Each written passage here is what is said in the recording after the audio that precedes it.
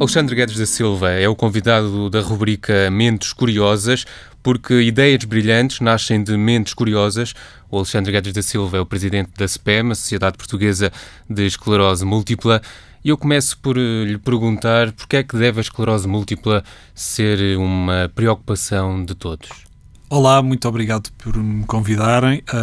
Eu, além de ser portador de esclerose múltipla, também sou curioso e, portanto, é uma dupla honra estar aqui convosco neste espaço. A esclerose múltipla é uma doença que afeta as pessoas de uma forma indiscriminada.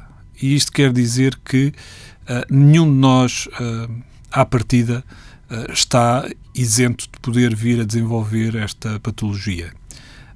Muitos de nós fomos surpreendidos no percurso das nossas vidas com este diagnóstico, não é? E muitos de nós nos perguntamos, mas de onde é que isto vem? Porquê eu, não é? E é essa pergunta do porquê eu que deve fazer com que as pessoas, de alguma forma, estejam atentas aos sinais da doença e sejam capazes de percebê-los, de os comunicar corretamente aos seus terapeutas, aos seus médicos, de maneira a que o diagnóstico da doença seja o mais precoce possível. A razão é simples, esta é uma doença que vive connosco toda a nossa vida, vai infligindo danos ao longo da vida. Esses danos, na maioria dos casos, são irreversíveis. Eles, aparentemente, durante a nossa vida adulta, jovem, eles conseguem ser compensados pelo nosso cérebro e pelo nosso sistema nervoso central, porque ele tem uma grande reserva, mas à medida que os anos vão passando, o peso da doença vai caindo sobre nós, não é? E, portanto, vamos começando a ficar muito mais condicionados, vamos tendo cada vez mais dificuldade em gerir o nosso dia-a-dia, de trabalhar, de ser capaz de fazer aquilo que fazíamos antes, não é? E é por isso que, de facto, a mensagem é: a esclerose múltipla é muito importante, estejam atentos aos sinais e, sobretudo, procurem compreendê-los de maneira a prevenir. E qual é o contributo da sociedade para estes doentes? A Sociedade Portuguesa de Esclerose Múltipla tem 35 anos. Quando ela foi criada, não havia qualquer terapêutica, nem havia qualquer conhecimento da doença em Portugal. E isso significava que as pessoas entravam em pânico quando os sinais eram exuberantes e evidentes, não é? Muitas delas acabavam por se confortar pelo facto de os sinais mais exuberantes passarem ao longo de algum tempo, não é? Mas, no entanto, isso era normalmente sinónimo de preço a pagar no futuro e as pessoas com esclerose múltipla, nessa época em que havia tratamentos muito pouco eficazes e, sobretudo, muito dolorosos para as pessoas, significavam uma sentença difícil para o resto da vida delas e, normalmente, ou invariavelmente, significava vidas abreviadas, não é? Hoje já não é assim, infelizmente, e grande parte da mudança que aconteceu porque os doentes e as famílias dos doentes foram unindo em volta de reivindicar melhor qualidade de vida, melhor tratamento para as pessoas com esclerose múltipla. E por isso as associações de doentes de esclerose múltipla são mesmo muito importantes, e são muito importantes porque são muito aguerridas também. Exatamente pelo facto disto ser uma doença que vive connosco toda a vida, não é? Acaba por fazer com que nós ganhemos uma consciência do social e uma consciência da saúde muito diferente, e faz-nos ser vocais naquilo que defendemos, não é? Ou seja, a indústria farmacêutica também tem um grande contributo para melhorar a vida dos doentes com esclerose múltipla.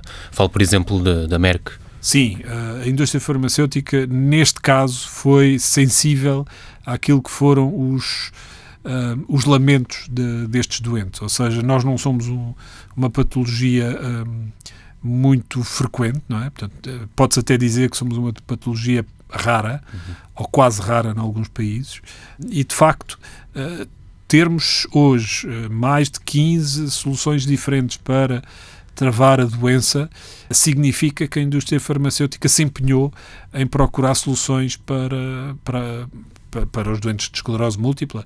E quais são os maiores desafios para os doentes com esclerose múltipla? O maior desafio para os doentes com esclerose múltipla é controlar a ansiedade. Pode parecer estranho, não é? Mas a partir de um diagnóstico tão pouco simpático como este, de termos esclerose múltipla, aquilo que acontece com muitas das pessoas é que quanto tempo é que eu tenho, quanto tempo é que me resta, não é? Quanto tempo é que eu tenho com qualidade de vida, o que é que eu posso ainda fazer, como é que eu posso tomar conta da minha família, como é que eu posso conviver com os meus amigos. Isso gera nas pessoas, de facto, uma ansiedade elevada e, portanto, o controle da ansiedade é logo um dos primeiros aspectos que importa ressalvar. Depois, obviamente, a vida tem que mudar. No caso da esclerose múltipla, as pessoas tendem a adotar estilos de vida muito mais saudáveis. Num estudo sobre a percepção dos portugueses com a esclerose múltipla, ainda há muitas pessoas que associam a doença a problemas nos ossos e a doença oncológica. Consideram que falta informação sobre a doença? Sim, é claro que falta informação para a doença, mas isso não é um exclusivo da esclerose múltipla. Não é? O que era grave e, sobretudo, foi algo que, ao longo destes 35 anos, a SPEM se preocupou em fazer, era o desconhecimento da doença junto das várias classes profissionais da saúde.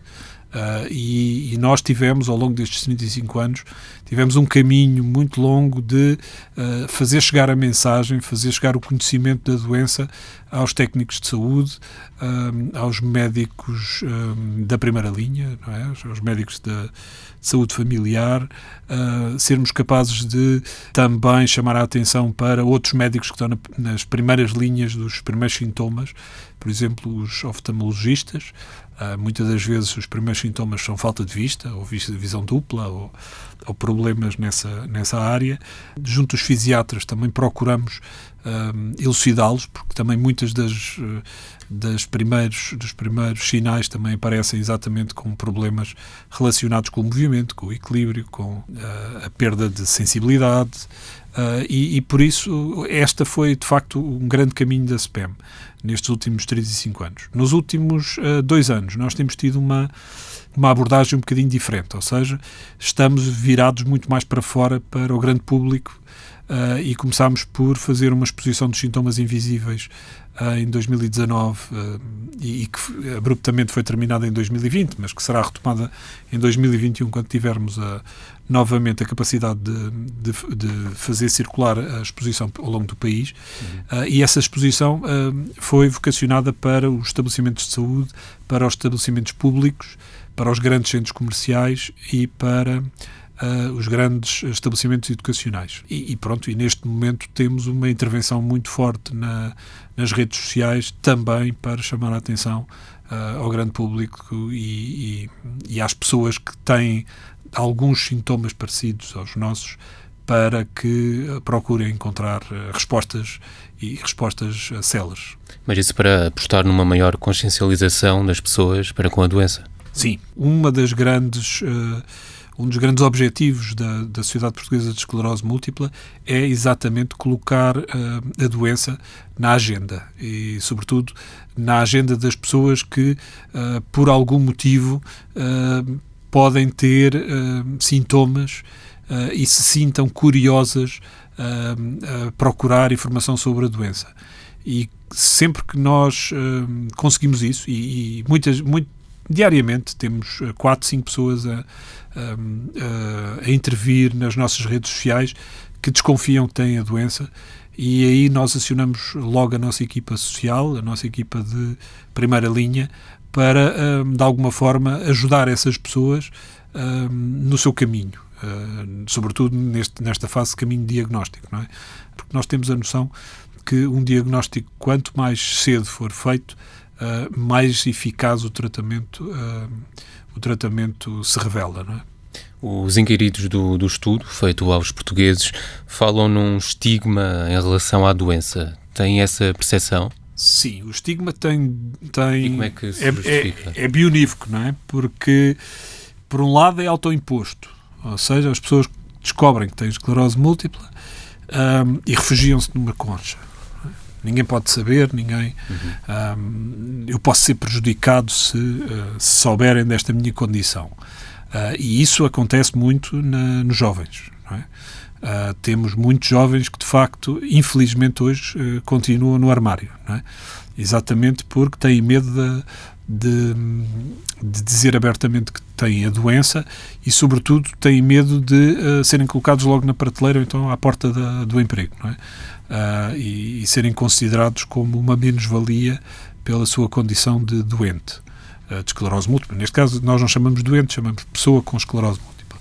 E isso é uma parte difícil que nós procuramos trabalhar com as pessoas, mas obviamente nós não podemos de maneira nenhuma ir contra aquilo que é a vontade das pessoas. E, portanto, essa é a primeira parte. A segunda parte é, de facto, junto da sociedade, logo numa primeira linha dos empregadores, mas não só, dos próprios colegas de trabalho, dos sindicatos, chamar a atenção de que esta é uma doença que tem determinadas características, em que a prestação do trabalho não pode ser entendida como uma prestação de trabalho idêntica à dos restantes pessoas que não têm esclerose múltipla, porque nós continuamos a ser produtivos, só que não somos produtivos 9 to 5, nem 5 dias por semana, não é? Nós somos produtivos nos períodos em que estamos, em que estamos bem, não é? Naqueles períodos em que estamos menos bem, infelizmente a nossa produtividade acaba por ser condicionada pela fadiga, pela dor. Isso tem que ser entendido pelos empregadores também e pelos colegas de trabalho, porque muitas das vezes os problemas que as pessoas com esclerose múltipla enfrentam não são tanto dos patrões, não é?